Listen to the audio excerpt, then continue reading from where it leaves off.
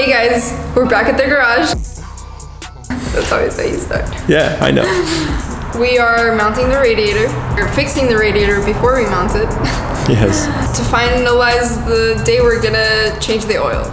Yay! Good job. We're gonna put the bracket on the car that we made last time. It's painted and looking nice. Hope you guys watched the previous episode where we were fabricating everything. Today might be the day where we're actually gonna like do some baby donuts and stuff like that, or like at least like a burnout or something, right? Yeah. Yeah. Okay. Cool. What is that? That's not a donut. That's not like. This is just like my clutch slipped, and that's it. That's what it is. That's a clutch slip. That's what it is.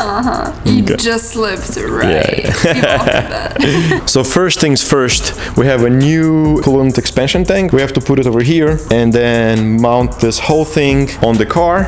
We have the bracket that we made, and after that, we're gonna connect everything, put some water, and then hopefully it's not gonna leak. So here's the mount that we fabricated last time and painted.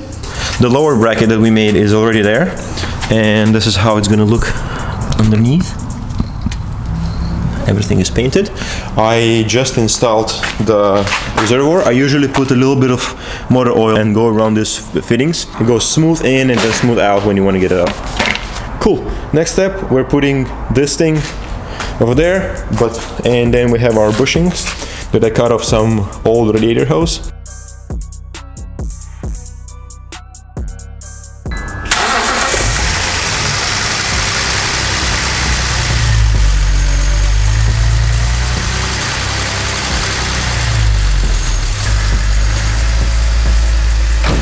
Alright, so the hoses are not leaking, but what we have problem with is I think the thermostat is not opening, so the car is getting hotter and hotter, but there's no cold water going in from here.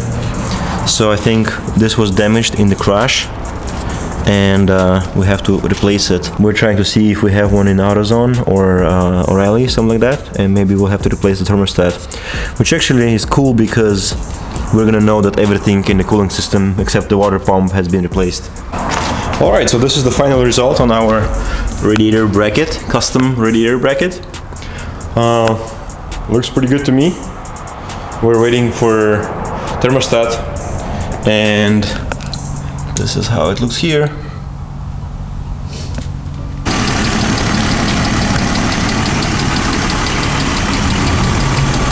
Leo, take it out. No check engine light. What?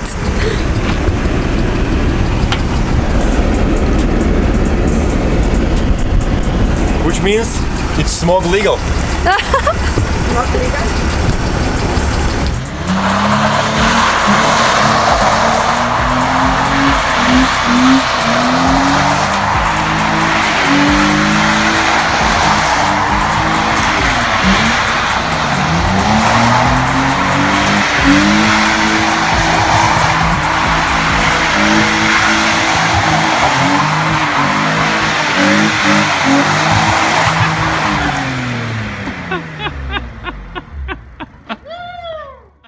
Alright, so as you guys saw, we did like a bunch of donuts.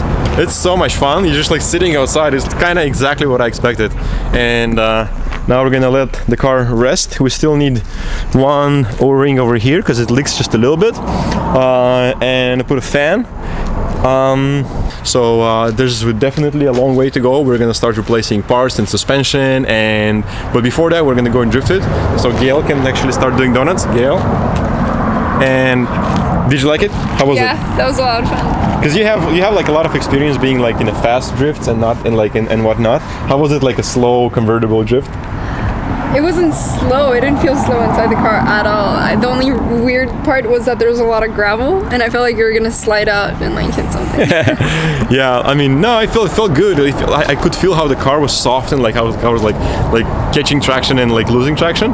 But we're gonna fix that. We're gonna put some polyurethane bushings that I had on my car on the E36. Not hopefully, I know they fit. So this is gonna tighten the car and make the car a little more stable.